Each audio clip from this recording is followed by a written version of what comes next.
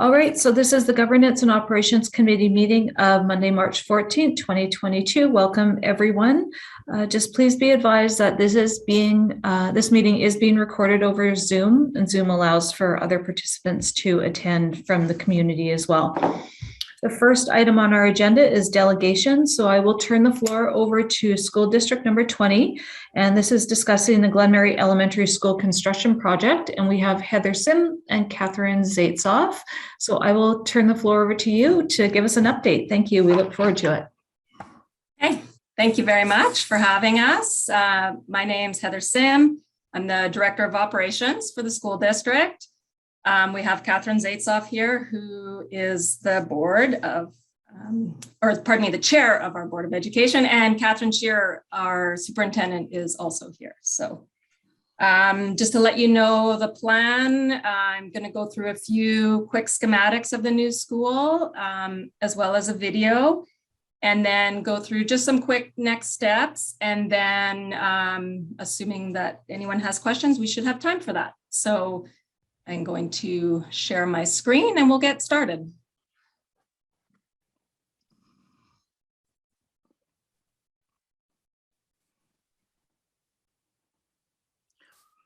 Now, hopefully you guys can see nice looking new school. Mm-hmm. Okay, perfect. So obviously this is the front of what the new Glenmary Elementary is going to look like. This is the floor plan. Can you guys see that okay? Is it big enough? Okay, great. I'm going by nodding heads. So this is the front entrance here. This is sort of the primary wing of classrooms. This is the office area. This is the kindergarten wing. This section right here, I'll elaborate on a little bit later. But this is the neighborhood learning center. And so that's a part that the community will definitely be interested in beyond the interest in a brand new school. And then of course, a multi-purpose room and then into the gym. And this is the second floor of the school. So it's 2 stories. And of course it's 2 stories so that we have room to build on the existing site while still educating kids in the current building. And so there's basically 2 pods of classrooms up here. And all of these have an area in them that's called the collaboration space. So just to sort of highlight that. And this in the middle here is what's termed the Learning Commons, which lots of us would know as the library. So that's sort of that main space. And this just gives a different idea, a bit of a 3D showing what that sort of typical pod would look like. So with the classrooms, some interesting features you'll see, these are actually garage doors that open up so that the classrooms can actually have shared learning spaces. And some of the classrooms actually have the ability to open up this wall and then actually make this one big learning space. So again, another view from a different angle of the front of the building. This is from the corner of Carnation and Marigold. So the parking lot will be in the front corner.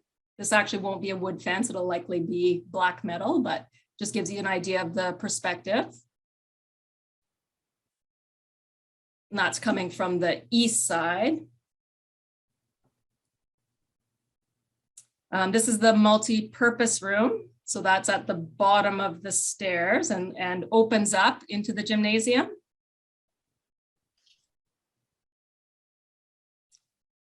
Up here is the Learning Commons, and then these are what's called learning stairs. And so this is quite a popular thing in new builds. The kids absolutely love it. Educators also love it. And so this is a space where kids can hang out, kids can be reading. And so this is sort of the upper Learning Commons or upper library. And down here is actually also called the lower Learning Commons. And so that's another area. And so again, education has changed a lot since the current building was built. And so there's lots of new changes that are incorporated. And so this is inside that Learning Commons or the library, and looking down, the stairs are out here. And that's the Learning Commons looking out to the front of the school. So nice, big, wide open spaces, lots of great areas. This is the gymnasium. And so right now, the gymnasium is a little bit bigger than what you'd normally get funded for an elementary school. And that is part of that neighborhood learning center. And so we applied for and got dollars for extra space so that we can utilize it and share it with our community. And so our gym is a little bit bigger, not immensely, but a little bit bigger. These windows likely will only be the top row when it comes to construction, where this is the videos from a few phases back, but just from an operational point of view, we likely won't keep all these windows.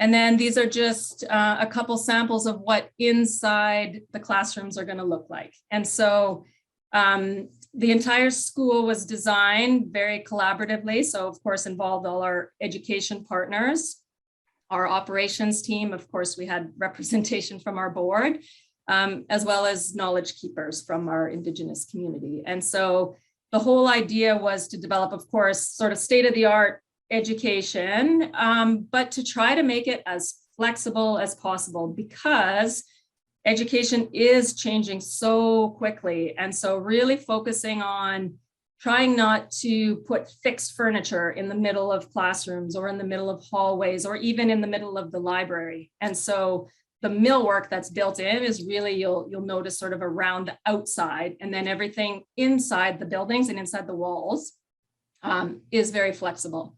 And so that's the intent, that we can make changes to the building as education changes, because we're going to have this building for decades and decades. So that was sort of the intent behind all of it. Okay, I'm going to try to.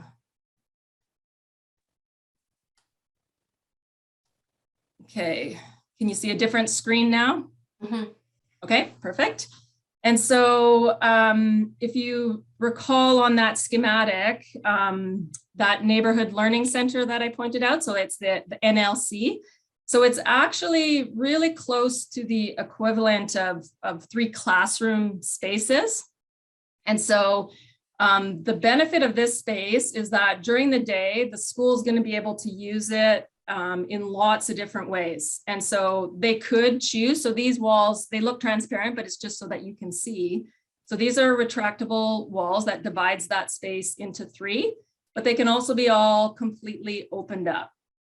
And so just to sort of give you an angle, so there's sort of one space, so they each sort of have cabinetry on the wall. But if this is open, then you'd have one big wide open room. So it could be used for primary gym where, you know, the kids are just doing sort of, you know, not kicking balls around, but aerobics or sort of lower activity. And then it's also set up so that we're ready for after school care. And so it's a great space, again, depending on the number of kids, depending on what happens programming wise, you might want one big wide open space, or you might choose to have it divided into different spaces for different age groups. So that's a bridge that will cross down the line.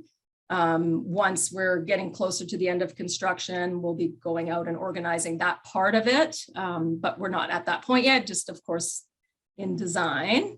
And so this great NLC space, neighborhood learning space, opens up. So this is that lower learning commons that I spoke about. And so this opens up completely. There's a kitchen here. So the school will use that for breakfast programs, potentially to teach skills for kids. But then of course that's available for community in the evening. And so it's a really amazing space for the community in terms of conferences, programming in the evenings. And it opens up. So the gym, there's an outdoor space, and then the gym is just across. And so right now, these, if they survive the budget, once we go out to tender, these doors open up. And so do these. And so really beautiful space in terms of you know, a weekend conference or anything, right? Educationally, fantastic spaces. Okay, and then the last thing I'm going to show you is just a video.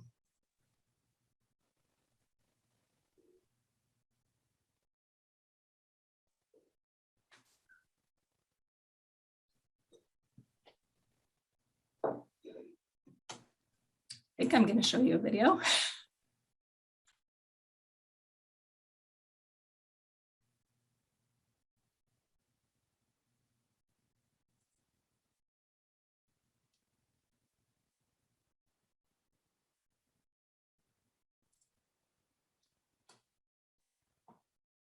All right, I'll leave it there for a sec. Maybe it's just loading on somehow.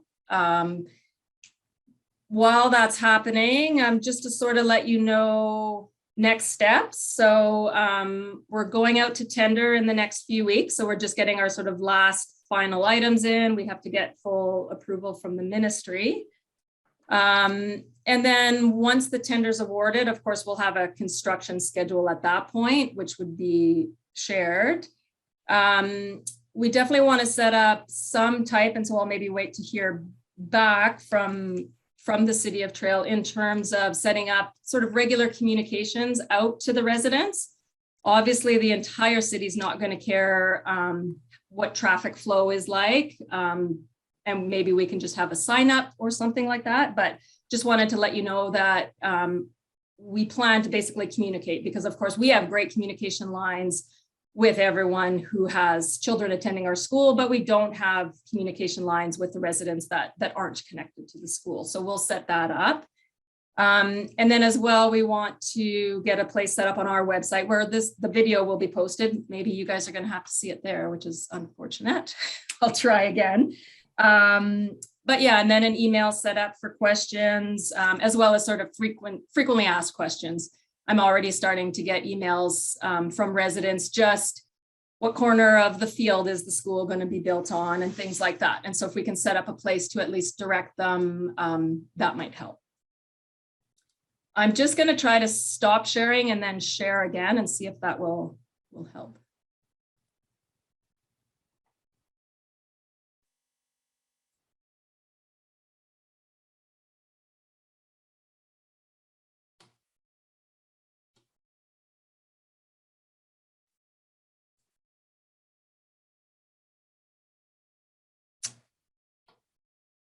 Well, it worked every time when I practiced, of course.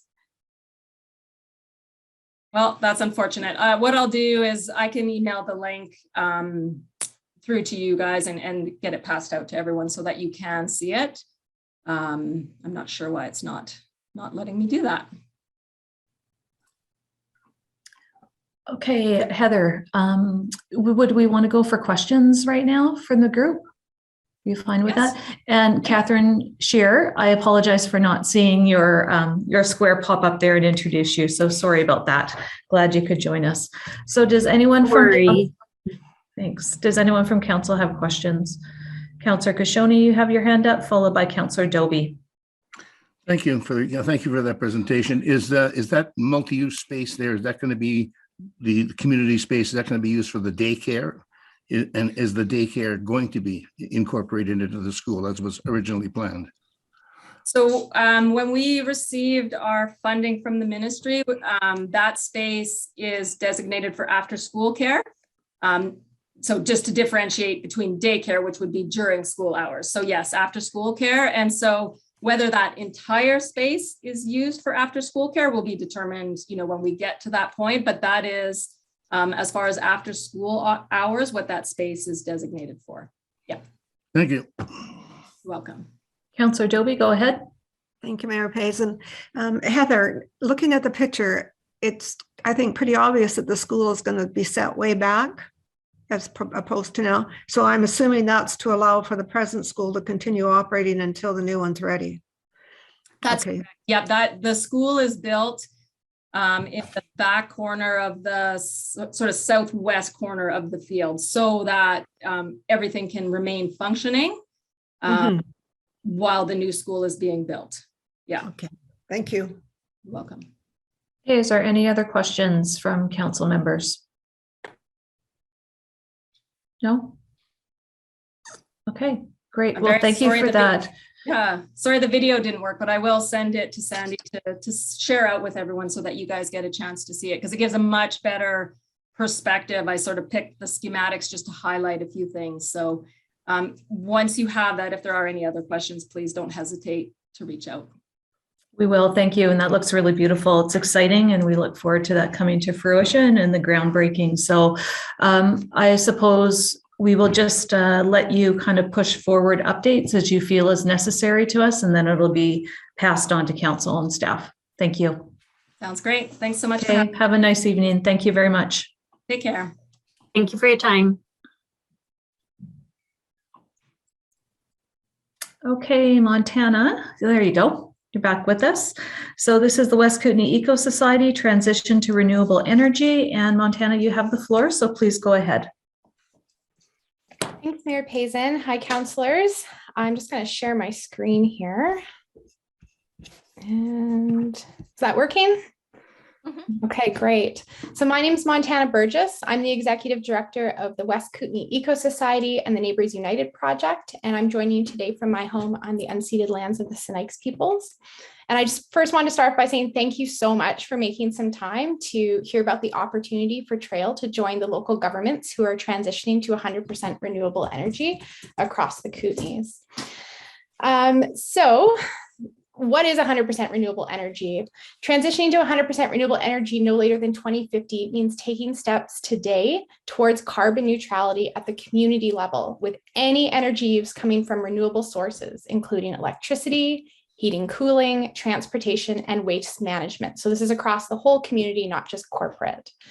This starts with energy efficiency and energy conservation, and then getting any extra energy used coming from renewable sources like hydro and solar. And a renewable energy transition is about preventing the worst impacts of climate change right here in our backyards. So it's about elevating the health of our community, the safety of our community, and building on our economic strength. So by transitioning to 100% renewable energy, imagine a community, like any community, where we don't have the same levels that we have today of things like anxiety and depression or asthma and lung disease brought on by extreme weather events. Having clean energy can protect our health. And imagine not having to worry about severe wildfires and extreme rain and flooding events, drought and pest outbreaks, and that horrible heat dome we had last year. We all deserve to be safe in our homes and our community. So transition to renewable energy is about taking steps towards ensuring our safety. And of course, imagine even building a stronger economy than we already have in Trail, especially in these ongoing uncertain times with extreme weather events. So even if you aren't concerned about a changing climate, using less energy makes sense and can save big dollars, like the recent energy upgrades that were approved for the arena. It makes sense financially. So across the region, across the Kootenay region, there's 12 local governments that have already made this commitment to 100% renewable energy. And the RDKB right now is doing their climate action planning. And there's components of the clean energy transition in that as well. Last year, Fruitvale and Creston joined the collaboration. And last month, Golden joined as well. So 9 of these local governments, the first 9, those 3 excluded, worked together over 2019 and 2020 to develop a joint transition plan. So the West Kootenay 100% Renewable Energy Plan was released at the end of 2020. The Eco Society coordinated with these local governments and helped facilitate the process. And we contracted the Community Energy Association, who I'm sure many of you are familiar with from doing your community energy planning in the past, to support with drafting policies and getting data together. We then formed a working group of staff and elected leaders who guided the process and help design the content of the plan. And this group continues to meet every 2 months to collaborate on implementation. And so this includes now members of council and staff from Fruitvale and Creston and Golden.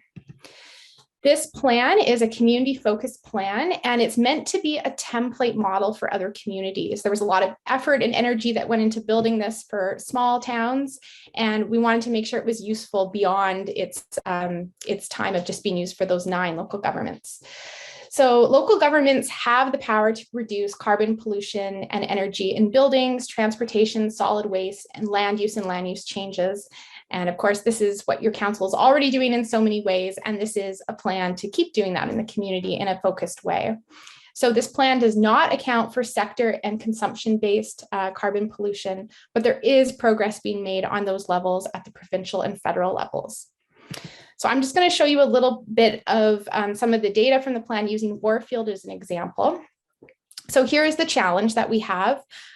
Most of the community energy and carbon pollution comes from vehicles, passenger vehicles in particular. And across the region, we've seen this is the trend as well, where over 40% of the energy used, over 50% of the carbon pollution produced, and over 60% of the money spent comes from passenger vehicles. And then buildings, residential buildings, is the next big piece of the pie. In Warfield here, you can see that the amount of carbon pollution that Warfield produced and the cost it had in dollars is listed here. And so the idea here is, what if we put the money towards something else? So if we increase efficiency, we can decrease the cost, and then we also have the benefit of decreasing our carbon pollution as well. So we used the frame of the big moves, which is something Community Energy Association has been developing for the West Kootenay Renewable Energy Plan. And this is all about looking at the lowest hanging fruit, which in this case is transportation and then buildings, and figuring how do we go to pick up that lowest hanging fruit. So we need a short ladder to reach that lowest hanging fruit.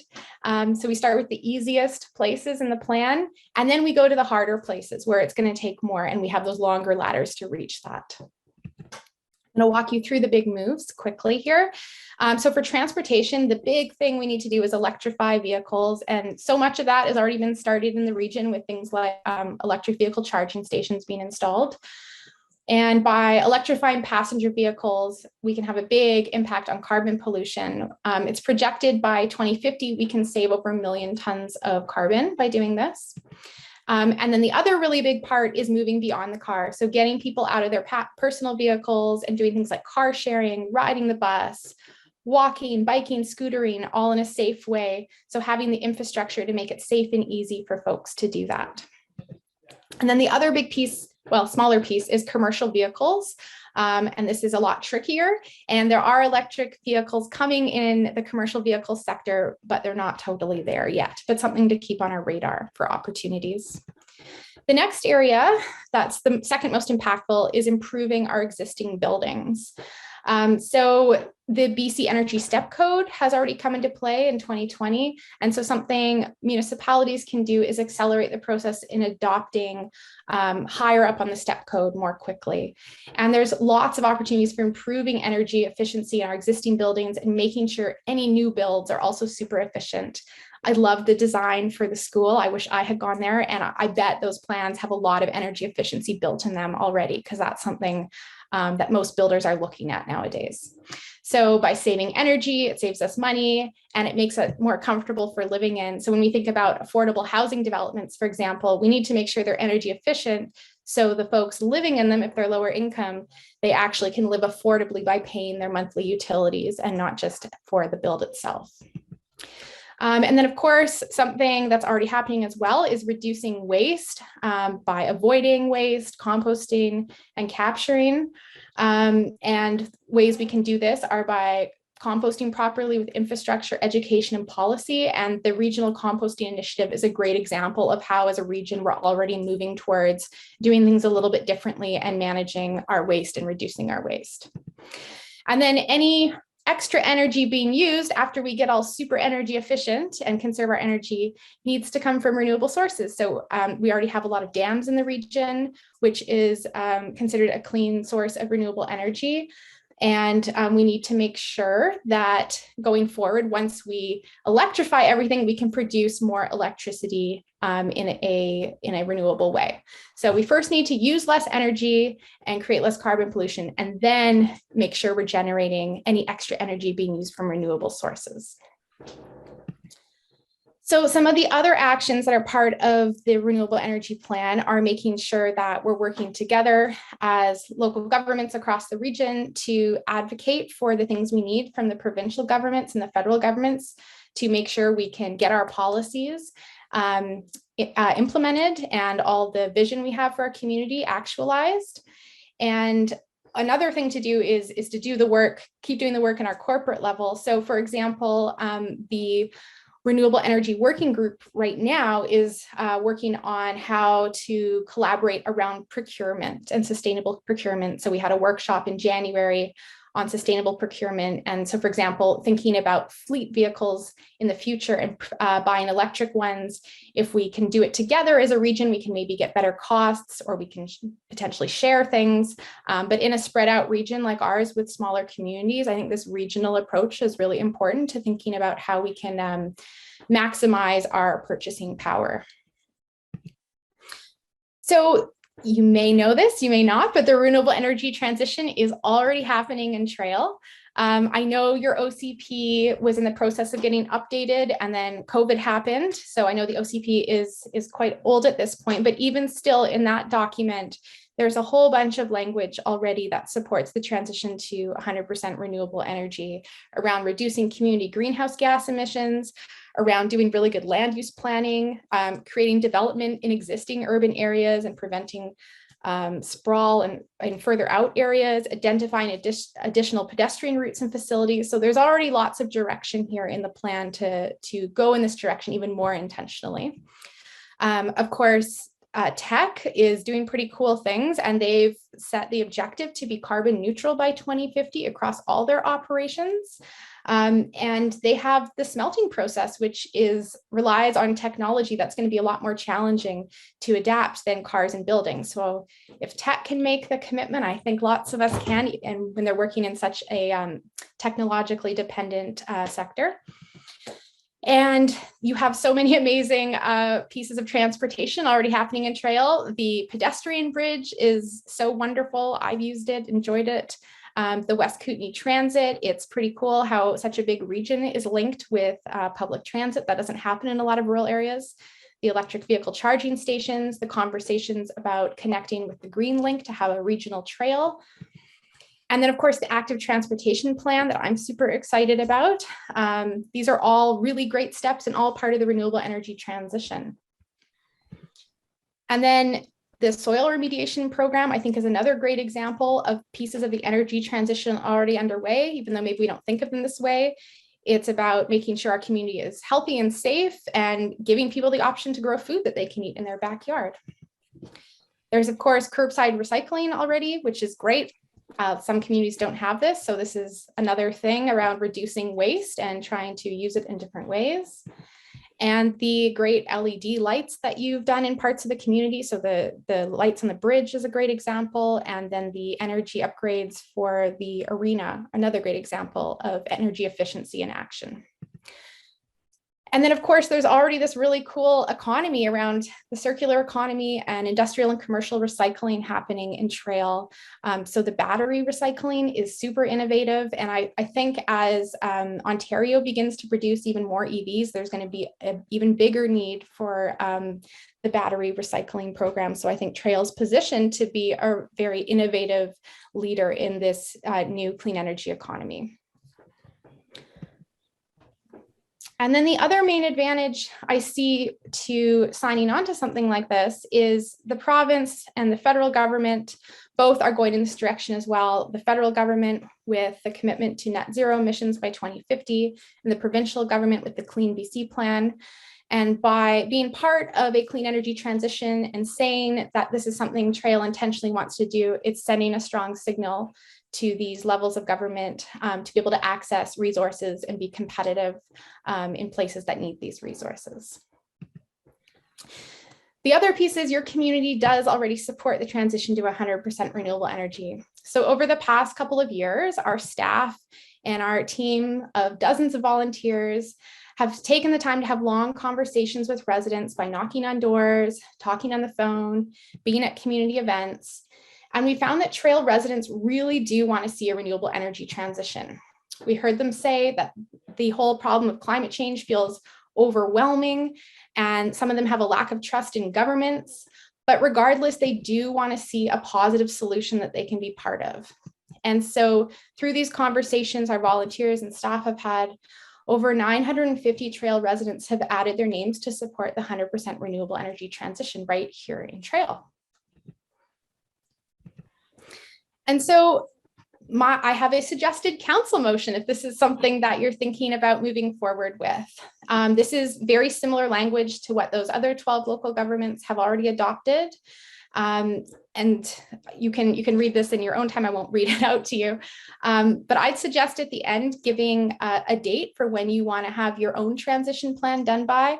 And a big part of this can be copying and pasting language and the big moves from the West Kootenay 100% renewable energy plan. That's why we got it out in the public and wanted it written that way. So it could be very copy and pastable. And so really the main piece is getting community input on the priority actions for implementation. And we're of course happy to support with outreach to the community if that's wanted. So having a date in there that's maybe a year and a half is kind of a reasonable date that other local governments have been working with as well. So some suggestions on what's next is you could pass your motion to transition to 100% renewable energy no later than 2050. You can join the Renewable Energy Local Government Working Group. You can review the West Kootenay 100% Renewable Energy Plan and develop the priority actions for Trail. Get your community's feedback on the whole thing, and then adopt your plan and implement. So thank you so much for your time. I hope you'll consider this and collaborate going forward with us. So from Kathy here, who has asthma, to little Jessa, who lives in Trail, to my child, who's on that picture with the oxygen, who has asthma and really struggles in extreme weather events. And for your kids, your grandkids, or any of the vulnerable people in your life, I hope you will say yes to the 100% renewable energy transition so we can all be healthy, safe, and secure. Thank you. Thank you, Montana. So does anyone from council wish to ask Montana a question? Councillor Kashoni first, and then Councillor Jones second. Thank you, Montana.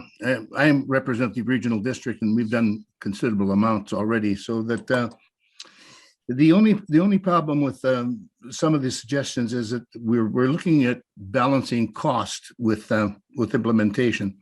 So I'll just give you an example. We went to the transit meeting there the other day, and they gave us the price on renewing the buses. You know, they're going to go to all renewable buses. Within the 2030 time range. So our large buses on the transit service cost about $500,000, and the electric buses cost $1.25 million. And the problem is that we're already providing way more transit services than almost any rural area in British Columbia. But the provincial government is going to require us to pay 52% of the cost of the buses.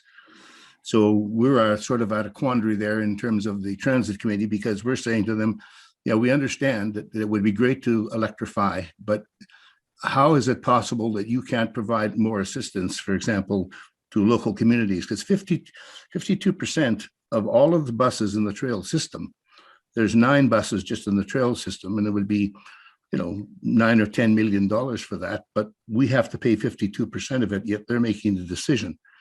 So maybe your group can just, if you're talking to provincial government, maybe you can mention that, it's going to be really, really difficult for our local economy to absorb that type of cost.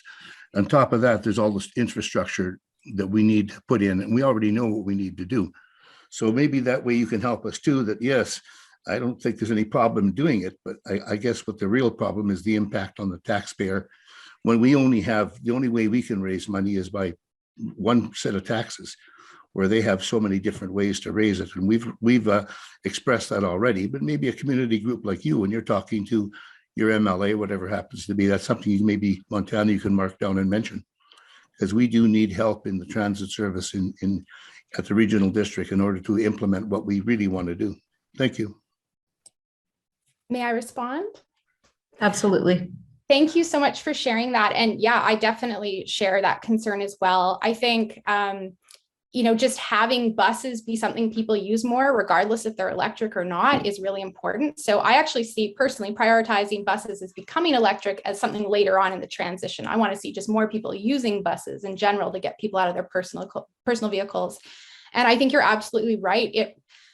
Whatever comes next, we need a lot of advocacy together as community members, as local governments working together to make sure we're being clear with the province and the federal government what resources we need to make this happen on the ground, because they're not on the ground. They're in the legislature and in Ottawa, and that's great, but we know our communities best. So I hear you. It shouldn't all fall to the individual communities to have to do this transition. We need to make sure that they're putting in their fair share.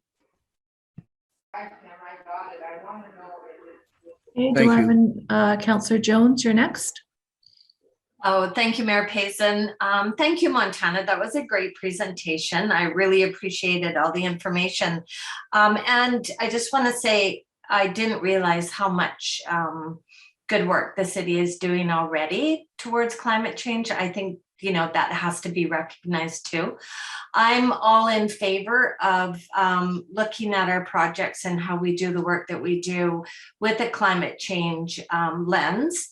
It is important for the health and safety of our community and the economic strength that we bring to the community too, to be looking at it with the climate change. Not only a lens, but just anything that we're doing, we need to know what the effect of it's going to be on the outcome. And you're right, using less energy just makes sense, especially when you look at the price of gas right now. How is that going to look in the future? And is it always going to be there for us? Whereas we know that, our dams will always be here. It's clean energy and we should be able to use it at all times. I just had a quick question. Just one more comment. And not only that though, but I think that, having tech, our biggest corporation in this community, lead the way for us like that. I think it's important that we follow and do as much as we can as a city also.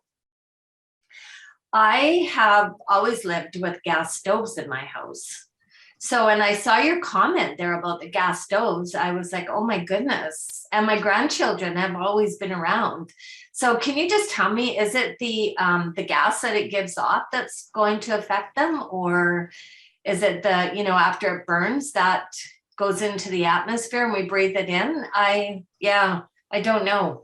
Yeah, it was a news story last year when a bunch of research came out on the effects of gas stoves, especially on children. And it's a high level of nitrous oxide that it produces, and everything else that uses natural gas in homes is often really well ventilated, but stoves aren't, or it's like up to the user where you have to actually turn on the vent. So yeah, it's led to, according to the studies, more children getting respiratory issues. So I know it's sad because it's so fun to cook on gas stoves, but it's not super healthy or safe. I love it. Yeah, I love my gas stove. Okay, thank you. And thanks again for the presentation. Okay, is there any other questions from council?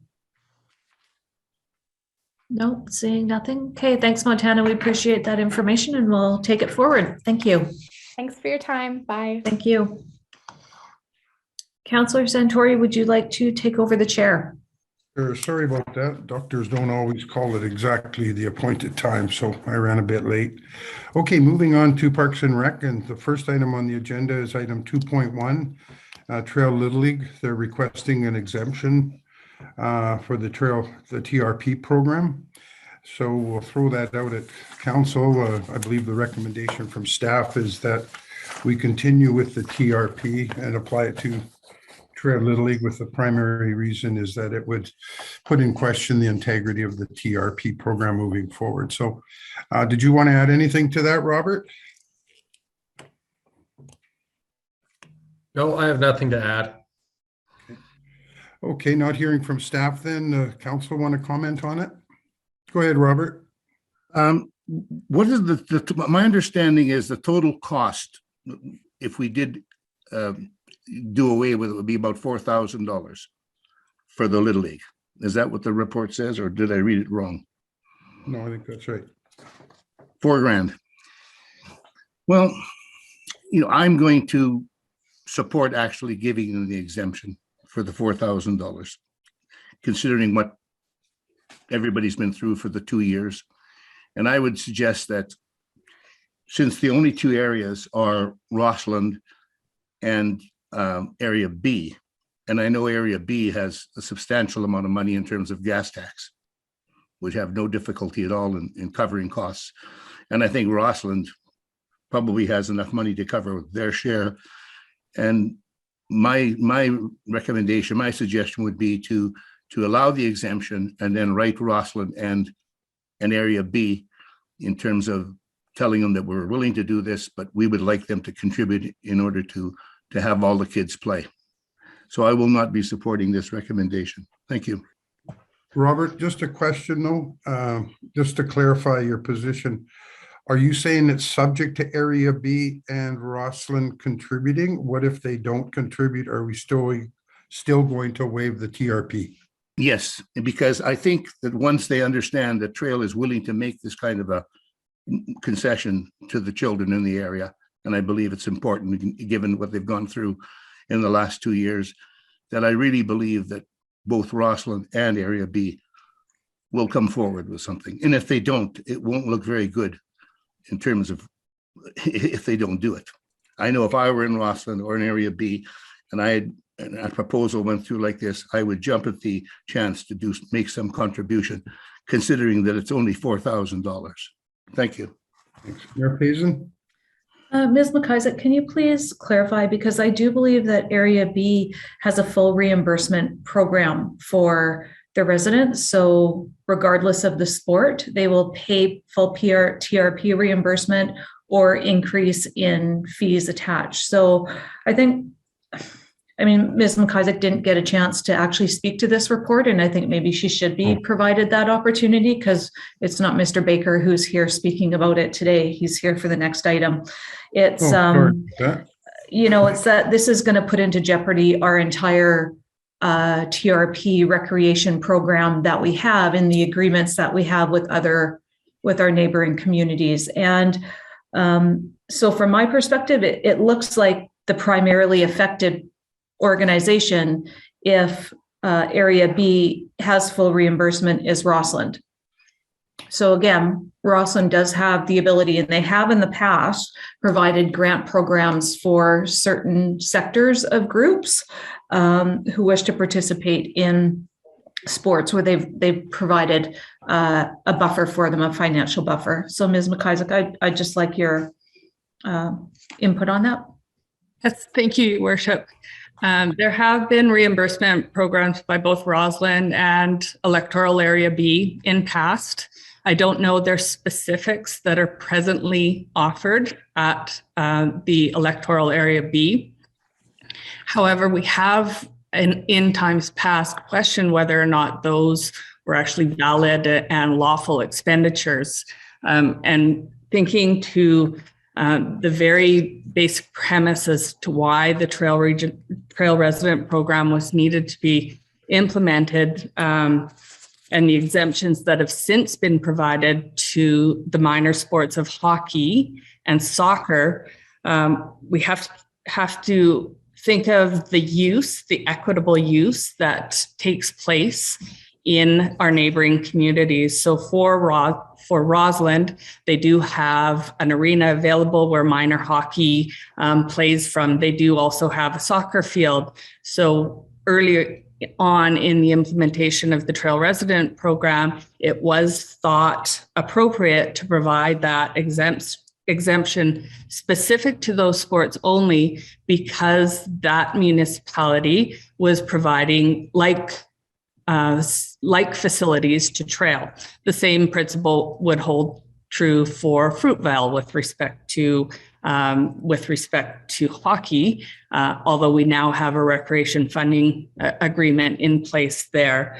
So I just really caution council when you're considering the recommendation that's been put forward from staff to keep in mind the important principles that were put in place in order to encourage our neighboring municipalities to enter into funding agreements, because we have those important agreements now in place. And so it would seem counterintuitive to provide some exemption if in fact those equitable recreation facilities aren't available for the sport in those neighboring communities. Okay, thank you. Carol, did you have your hand up? Yes, thanks, Councillor Santori.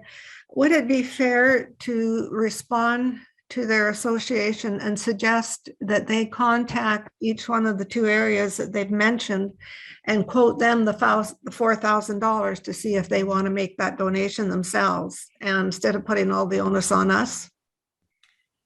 We could table this until the next meeting, give them a month or 2 weeks to look into this.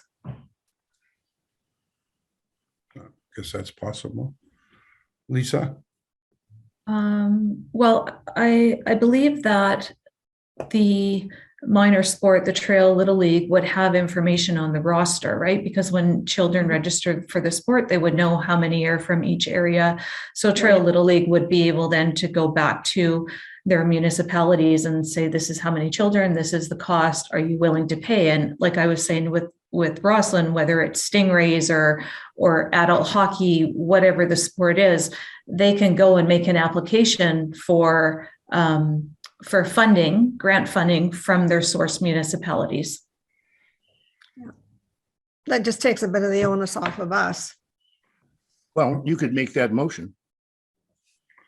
Okay, could I just make a comment? Sure. Yeah, look, I don't have a problem with the TRP when it applies to swimming and ice skating. The problem that I see here is I think we're punishing our own youth here in Trail. And if we want youth baseball and Trail Little League and the use of Butler Park to be successful moving forward, especially when we're spending, $1.5 million on lights. I mean, in order for baseball to be popular and utilize our facilities, the more numbers of players, the better. So what we're indirectly doing, or the consequential loss here, and I get the TRP and trying to force communities to buy into paying for recreation. The consequential loss is our own kids and our own youth and our own community suffer, because if we don't let the outlying areas who aren't part of it, our numbers will continue to dwindle. And even now, it's difficult, even though Trail Youth Baseball and Trail Little League has grown over the years. I mean, we're only talking about the kids that have actually want to play. We don't know how many kids would like to play that have never entered into the program because they didn't qualify for the lower rates in the first place. So there's an unknown out there. And, if we truly support our youth, and again, I go back, I get the concept of the TRP, but the consequential loss is is to our own youth and our own community. And I don't think our kids or the youth in general in the region should suffer because of political differences that us adults can't seem to come to terms with. So I'm not trying to fix blame on Roslyn or anyone else. I think we should look at this in terms of what we're doing for our own local youth, not to mention youth in the entire region. So, I mean, fine, let's go back to their communities, but let's not close the door on these kids. They're trying, we've got tons of volunteers that are trying to make Trail Little League and youth baseball something for our kids. And furthermore, families have gone through a lot, as Robert indicated earlier, in the last 2 years. It's not getting any cheaper for kids. And if Trail has to stand up and be the leaders in here and show that we actually care not only for the youth in Trail, but the youth of the entire region, then let's buck up the $4,000 and open that up and make the current program strong, both Trail Little League and Trail Youth Baseball.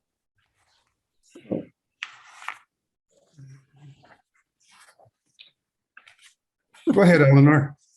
I just want to mention that, Sandy, and the rest of council, that there are programs out there, and in particular kids sport, that can support children that don't have the financial ability to pay for programs. So I think that is a big factor here too, because like I say, there are programs out there that help kids get into sports. Any other comments? Michelle? Chair Santori, thank you. I was just going to mention if there is an appetite amongst council to consider the request coming forth from Trail Little League, what you may want to consider rather than building in an exemption into the recreation fee bylaw, which would require some time for us to get before you. You may want to consider a cash grant, a one-off cash grant that the league could use to offset those costs. And you have provided a similar supports in past to other organizations to enable them to then put into place the necessary processes or implement a revised fee for all participants moving forward in the next season. I'll move that. Robert? Is it the $4,000 only or depending on the number of registrations, Robert? Because Depending on the number, okay, depending on the number of registrations. okay, so it could be lower than 4,000. It could be higher than 4,000. Okay, do we have a seconder? It's Colleen. All those in favor of the motion? Opposed? Motion is carried Thank unanimously. you very much. Moving on to the next item is the contract for the Trail Memorial Center flooring. And this is where you come in, Robert, I think. Just excuse me for a second, Councillor Santori.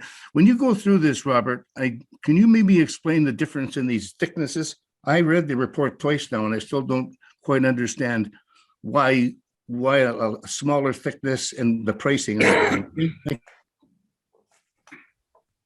That's a good place to start. So we received samples from each of the 3 companies that provided a quote, and it was clear based on those samples that the thinner product, the thinnest product, which happened to be supplied or recommended by Caliber Sports Systems, was the quality between their product and the other bidders, Centaur Products and Titan Sports Systems. Caliber Sports product was nowhere near the same caliber when it comes to quality. And so when I look at the 15-year warranty period and the cost per year that works out to, it's very clear that the Caliber Sports Systems just isn't as good. So I would put them off to the side. And now we're looking at Centaur Products, who provided samples of 2 different products. A nice thick product, which happens to be a class 3 product, one that you might see being used for volleyball and basketball and high intensity sports. And then they provided a recreational type flooring sample, which would be appropriate for a fitness center and other light use fitness activities. The thicker of their products, the one that's a total of 7.5 millimeters thick, the one that's meant for volleyball and basketball, it's a great product. It looked good, it felt good to walk on, but it's more than what we need. And so I figure it makes good sense to save a little bit of money and stick to the class of product that is best suited for our need. So that would be Centaur Products 6 millimeter flooring, and then there's Titan Sports Systems 6.5 millimeter flooring. They're very similar. They're both good quality products. They're class 2, means it's appropriate for light fitness activities. And the product that happens to be the cheapest of the 2, or the lowest price, was the one from Centaur Products. And it also looked aesthetically better. So when you looked at, should we go with a solid color or a wood plank type finish? Not the kind you'd put in your home that come in individual slats, but the kind of flooring we get would come in rolls that are about 8 foot wide and 65 feet long. But when you look at the actual texture of the wood, the sample provided by Centaur Products looked far superior to that of Titan Sports Systems. So not only was Centaur Products a bit cheaper, but it also looked better. So hence the recommendation to go with their product. Thank you very much. Move acceptance, move approval. I'll second it. Any discussion, questions? Carol, you have a question? Thanks, Councillor Santori. Robert, I'd just like to ask you, in view of the presentation that we just had earlier from Ms. Montana or Ms. Burgess, is that her name? From the Eco Society, would it be prudent for us to look at putting in a ceiling where we had solar system when we're replacing the roof? So about 10 years ago, I got interested in solar for the Memorial Center. And about 3 years ago, David Parahudoff had me do another investigation into the feasibility. I think it actually might have been prompted by Councillor Santori, a discussion he had with a solar panel supplier. So when we run the numbers, it's the only way to make solar energy affordable is with large grants from government. Otherwise, the cost of purchasing and installing the system is greater than the 20-year lifespan of the panels. So if we get grants that are big enough, you can break even, but the cost of the technology just isn't there yet from what I've seen. I think we should wait a bit longer. Thank you. You're welcome. Any other comments or questions? Colleen? Just a quick question about the windows. Are you looking at them that, where they'll be weather efficient and, especially for the sun coming in and the cold coming in, based on the presentation that we just had also? Yes, so we use a type of window that reflects much of the shortwave light that's coming from the sun, reflects it back out, so the heat never enters the space. So we're not going to feel like we're inside a greenhouse in that room. If you wanted to know what it looks like, when you're at the closest end to the bridge, there's some new windows we installed above the smoke heaters entrance. Yeah. So anytime you see that nice reflective looking window, that would be the type of window we would install. Okay. Thanks, Robert. Any other questions? Nope. So the motion is to proceed as recommended. All those in favor? Opposed? The motion is carried. Thanks, Robert. You're welcome. Have a good evening. You too. Thanks, Robert. Moving on to item 3.1, council stipend, and this is for the year 2022. Did you wish me to provide some background information, Chair Santori? Yes, please. Sorry. That's just in a quick summary. As part of the annual budget process each year, council typically considers the council indemnity that is paid to you for your service on council and makes any adjustments to it as deemed necessary. The council indemnity does need to be imposed by a bylaw process. So staff will bring forward the council indemnity bylaw based on the direction that you provide through the budget process. Council is reminded that a fairly significant adjustment in council indemnities was made in the year 2019, and that was in response to changes in the Income Tax Act, where the 1/3 income exemption was eliminated. And at that time, council had considered it necessary to increase the annual indemnity paid by about 15%. Since 2019, the annual increase has increased typically in alliance with what our unionized employees receive. In past, I do believe, though, there's also been an adjustment in accordance with the CPI. So staff do look to council for direction with respect to any increases to be applied. And so this report was prepared for your review, and so that you can provide staff with the appropriate direction as to how you wish to proceed with respect to your indemnities paid this year in 2022. The bylaw, when it does come forward, indicates that the pay is retroactive to January 1, 2022. So leaving it to you to provide the necessary direction, please. Council's position? Mayor Payson? I would like to make a motion to do 0% this year until the new council is elected in whatever their start date is. So it's probably November, and then go 2% starting in November, and then continue on into next year with the usual 2% increase. Are you, sorry, Mayor Payson, are you saying that the new council will decide whether or not they get an increase or not?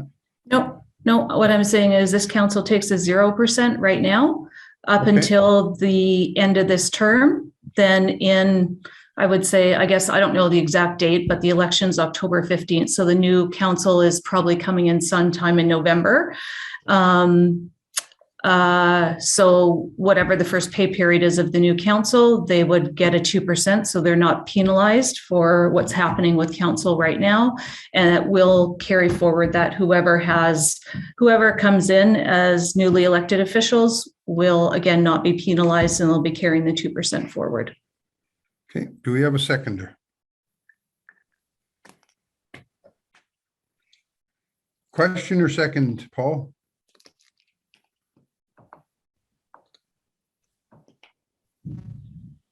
Paul, you're muted. Sorry, I work off of two screens. Just second that, please. Okay. All those in favor of the motion?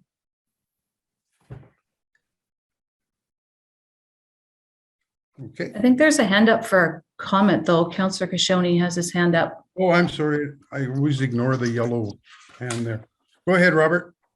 Well, I can't see why anybody should be penalized for this, council. You know, I mean, I know exactly what she's suggesting, but I don't think it's appropriate at all. Council has worked, business has been done, things have been solved.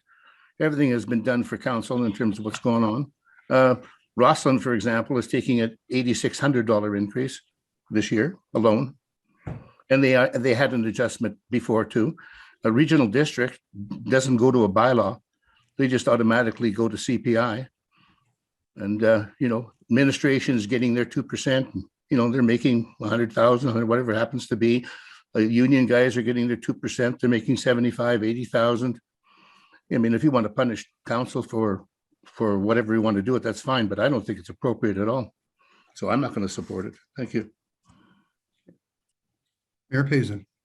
So we can use the punishment word. I don't know if that's appropriate, and I don't know if I use that inadvertently, but I think considering the high legal costs over the last 2 years associated with council, that having a decrease in our stipends for this year of $3,015 is a goodwill gesture to put towards the taxpayers of this community. Are there any other comments? Well, I had nothing to do with the legal costs as far as I'm concerned. The costs were there when the first thing with David Berehut-Off, and you decided, Lisa decided to get the lawyers.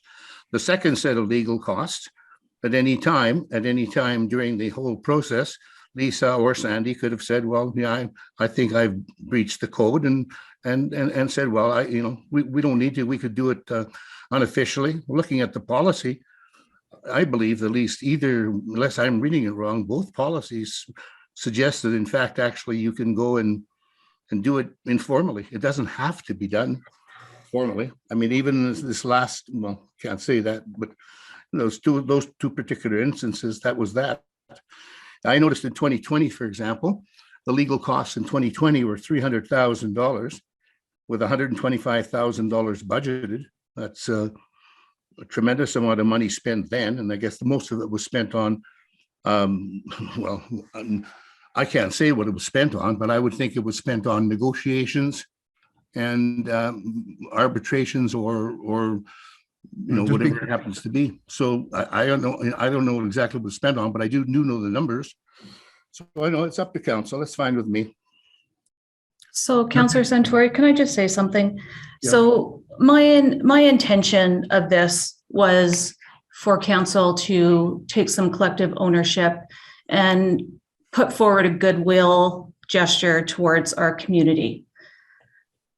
it wasn't intended to, take stabs at people and create blame and bring up bad blood and things that we're supposed to be moving forward to. But Councillor Kashoni, I do feel compelled to clarify based on your last statements.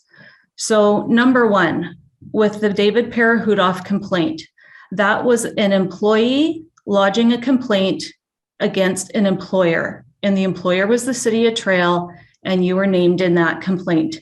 And as a result, the city has an obligation as an employer to investigate. So I know that there has been stuff on Facebook, and the rhetoric around this council table for the past year and a half has been that Mayor Payson made the decision to litigate. Mayor Payson followed the code, followed the policy, and as an employer, we have the responsibility to litigate. So what you just said was not entirely factual. Second, the second set of complaints, it is written very clearly in all the documentation that the request put forward by the 4 complainants wanted this to go to legal counsel and be handled exactly the same as the Parahudoff complaint. So that's the facts in this. There wasn't the opportunity to sit around the table and mediate this out. That wasn't the intention of me bringing forward a $3,000 tax saving for the citizens, but I also feel compelled that I don't think putting forward inaccurate information for our citizens at this point to chew on and turn into reality is what it is, because that's what happens when employees put complaints in against employers. You have to investigate.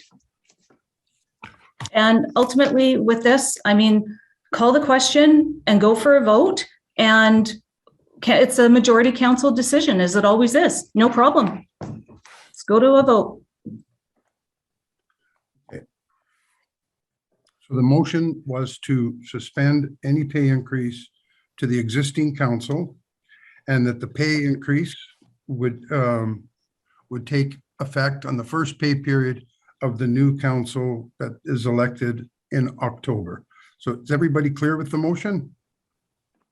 Okay, I'll assume that's a yes. All those in favor of that motion? Opposed? The motion is carried. Okay, No. moving. Sorry, Opposed. 4 were opposed. The motion was not carried. I'm sorry. Let's do that again. I just apologize. Did it. All We those in already did it. favor, It was 3-4. all those in Do it favor of again. the motion. All those in favor of the motion. 3. Was I right the first Oh. time? The motion but- was defeated, Councillor Santori. Because the motion was to suspend a pay increase. Yes, I'm sorry, I did it backwards. Okay, the motion is defeated. Okay. 2022 utility billing collection summary. We would still, sorry, Chair Santori, Yep. we would still need some direction with respect to council's indemnities for this year. I So given assumed it that was- there, I'm sorry, I assumed it was CPI. no, I do recall once in past, the increase was based on CPI. It's more typically based on the increase that's paid to the unionized employees. And I'll is move it that, paid to the unionized employees.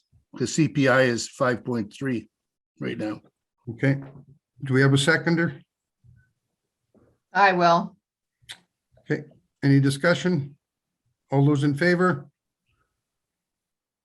Opposed? Motion's carried.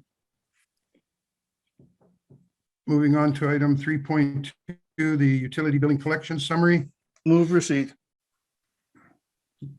moved by Robert, seconded by. Need a seconder. Carol, did you have anything to add to this, Carol, to Michelle? No, this is just for council's information purposes, and it does come forward to you each year just to give you an update on the status of payments that have been made with respect to our utility billings that have the early payment discount of February 28th of each year. All right, thank you. Next item is the grants and aid sponsorship report on grants to organization dated March the 8th. Sorry, Councillor Santori, just because I was jotting notes. Who was the mover and seconder? Moved by Councillor Kashoni, seconded by Councillor Adobe. And voting on the motion? Everybody was in favor. All those in favor again? Motion's carried. Thank you. Item 4.1, that the motion report on grants to organization dated March 8th be received. Any discussion or any comments on the grant report summary? Not hearing any, can we have a motion then to receive the report as circulated? Moved by Councillor Butler, seconded by Councillor Payson. All those in favor of the motion? Opposed, motion is carried. Next is a request for a crash grant from the Grad 22 Parent Executive. Michelle, do you just want to do a brief overview of the cash grant request? I can certainly. Yes, we have provided a summary of support that council is typically provided through to the Jail Crow graduating parent committee who plan and organize the events for the student graduates. In prior years, rental waivers have been supported by council when the grad class is utilizing city facilities for events such as their dry grad event or their prom. This year, the committee is looking to the city for a cash grant instead of a rental waiver. They are asking for a $3,500 cash grant.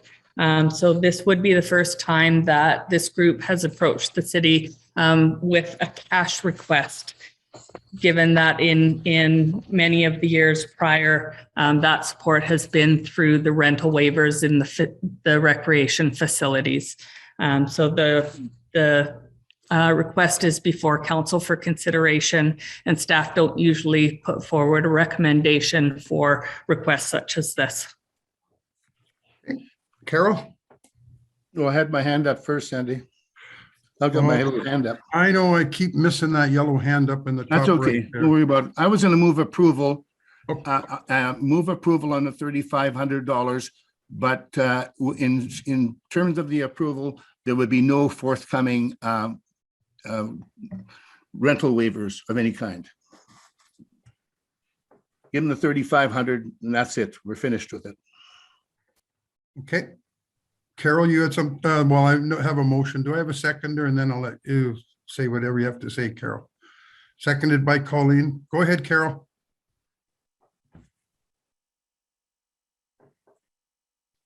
You're muted. I just wanted to ask Michelle Careful, McCarthy. Carol, we can read lips, you know. The last time we did rental waivers, which I think was about 3 grads ago, do you know what the total of those waivers would be? Were they close to the $3,500 mark or were they less? No, in accordance with the summary reporting that's provided, it looks like in 2019, the rental waiver was $1,206. And in years, even the years prior, we didn't approach the $3,500 mark at any time. Okay, so that's quite a substantial increase then from what we last gave them. Comparably, yes, it would be. Okay. The two top ones, Councillor Dobie, in the last 4 years were 2,134 in 2017 and 2,040 in 2016. 16, yeah. Oh, $1,500 more. Okay, it was moved by Robert and seconded by Colleen. Are there any further questions or comments? Mayor Payson? I think we've had discussions before about our granting and how, as much as this is a Jail Crow grad class, this is also, we are now serving the entire region. And when we serve the entire region, we tend to grant at a slightly lower level than the 100% offered. And I would just like to be fair and equitable with other grad classes. This grad class is making their own plan as they, everyone has the right to do, and they have great parents who are volunteering their time to, be inventive and unique in really still unprecedented times. But I think fair's fair, and our maximum right now is 2,134. I think it's reasonable if they're not having it at our sites to offer an equitable amount. And there are other councils that these grads come from, communities, and it doesn't preclude the organizing parents to go to the surrounding areas and ask for additional funds to help with grad as well. Are you making an amended motion, a motion to amend it to 2,100 then? Mayor I Payson? would probably make an amendment to 2,200, so it's just rounded up. Okay, do we have a seconder to the amendment? Oh, Councillor Jones? Any discussion on the amendment? So I can't remember what order. Do I vote on the amended motion first or the original motion, Michelle? Vote on the Motion. amending motion that would change the original motion, the dollar amount from $3,500 to $2,200. Okay, so on the amendment, all those in favor of the amendment? Opposed? That motion is carried. So a motion on the, do we have to even vote on the original motion? Yes, You you do. should. Yeah, approve it. You'd want to approve it as amended or vote on it on the motion as amended. Okay, so we're voting on the motion as amended. All those in favor? Opposed? And the motion is carried. And I think that sums it up for GOC. And I just want to let Lisa, oh, sorry, Colleen, go ahead. Go ahead, Colleen. You're on mute. okay. Thank you. So when do we deal with the Eco Society motion? Does that come up next meeting? The presentation that we just had from the West Kootenai Eco Society. Yep. Will we be bringing that forward for a motion? I'm assuming that Michelle or staff will have some preparation work to do in terms of bringing council up to date on the initiatives that were currently taking place and possibly what's planned for the next year. And then I think we would take it from there. Would that be fair to say, Michelle?